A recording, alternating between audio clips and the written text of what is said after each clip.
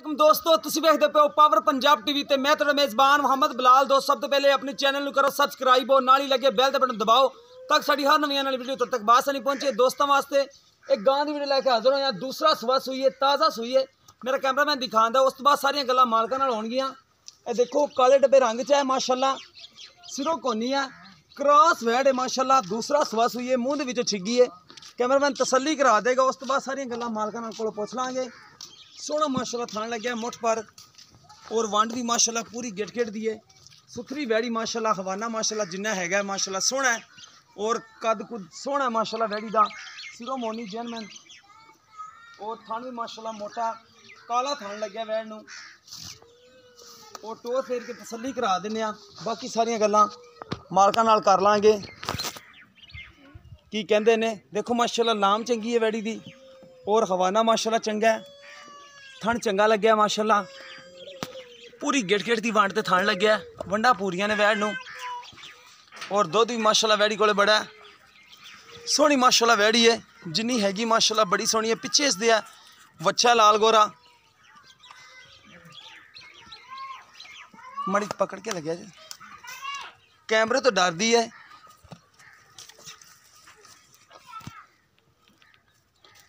देखो माशाअल्लाह हवाने की तसल्ली करा दी है। हवाना माशाअल्लाह वैड़ी दा बड़ा प्यारा हवाना है, सोहना हवाना माशाअल्लाह। देखो कैमरे च दिस रहा है, बाकी गां थोड़ी जी कैमरे तो डरदी है। घरेलू गां है, मूँह दे विच छिगी है। दूसरा सुबह सूई है। बाकी मालकां कोलों भी पुछ लैने आ की इन्हां दे बारे कहंदे ने, किन्ना दुध है, की हिसाब किताब है, किदों दी सूई है।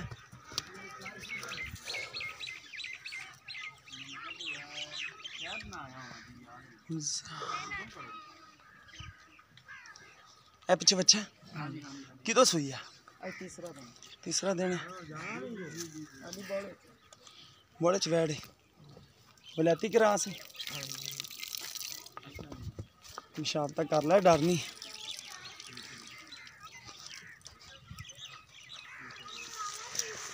कैमरे तो डरदी है।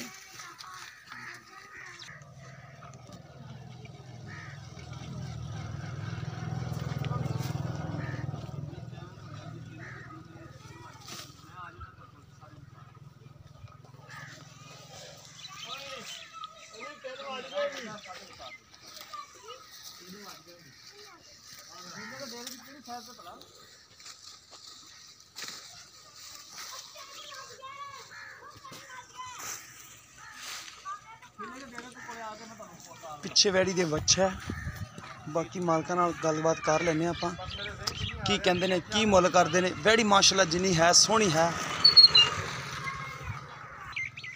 आजो जी भाईया ने इत्थे जाओ ना। अस्सलाम वालेकुम। की नाम भरा मेरे दा? मोहम्मद इलियास। अच्छा भाई मोहम्मद इलियास, किदों गां सूई है ते किनवा सुबह सूई?